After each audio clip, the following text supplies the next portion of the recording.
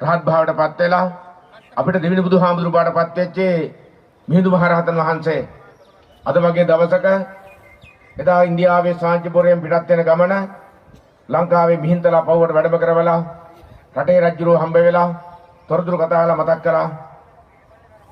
රජුරෝ බය වේ කියලා මිහිඳු මහරහතන් වහන්සේ තමන් වහන්සේ පමණ පෙන්න සැලසුවා, අනිතන පෙන්න සැලසුවා, කතා කරලා නම කියලා අතේ තිබුණු දුනු හිටි බිම වැටුණා.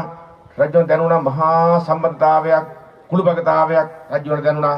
ඒ පුරාණ වෘතාන්තේ ඊට පස්සේ මතක් කළා, ඇහුවා තව ඉන්නවද කියලා ඇහුවා හාමුදුරුවෝ. පස්සේ පෙරෙන සැලසුවා.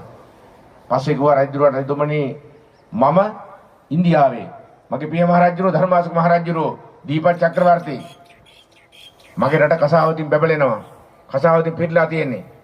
මගේ පිය මහ රජුරෝ මට මතක් කළා මගේ සහෝදරයෙක් ලංකාවේ රජකම් කරනවා. ඒ ලංකාවේ මගේ සහෝදර රජුරවන්ට මතක් කරන්න කිව්වා බුද්ධ ශාසනයට වඩපත් වෙන්න කාරණේ මතක් කරන්න කිව්වා.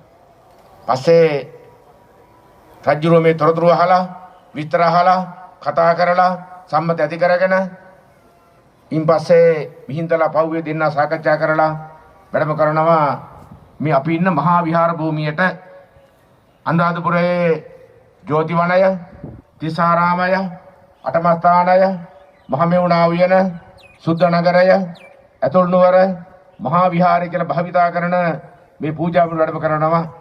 ටික දවසක් ගියාට පස්සේ රජුරෝ ගිහිල්ලා මතක් කළා මිහිඳු මහරහතන් වහන්සේට, ඔබ වහන්සේලා බුද්ධ පුත්‍රයෝ එකතර ඉන්නේ නැහැ, ගිහියෝ පැවිද්දෝ පන්සල් හදන්න ඕනේ. මතක් කරලා බුද්ධ නීතිය. පස්සේ මතක් කළා මිහිඳු මහරහතන් වහන්සේ රජුරවන්ට, රජතුමනි මේ අපි ඉන්න මේ මහා පින්බිම, මහා පුණ්‍ය භූමියක් මේ බිම. ඒ මහා පුණ්‍ය භූමිය, මහා පින්බිම මේ මහා භද්‍ර කල්පේ බුදු වුණු කකුසඳ කොණාගම කාශ්‍යප ගෞතම ඒ සතර බුදුන් වහන්සේලා 500 බැගින් මහරහතන් වහන්සේලා සමග මොහොත සමාසි වැඩිදලා උන්වහන්සේලාගේ බුදු පහළ බිම තමයි මේ අටමස්ථාන භූමිය මහමෙවුනා උයන. ඒ බිම දනපෑ ගහන්න එපා කිව්වා. ඒ තැන් ටික තෝරාගෙන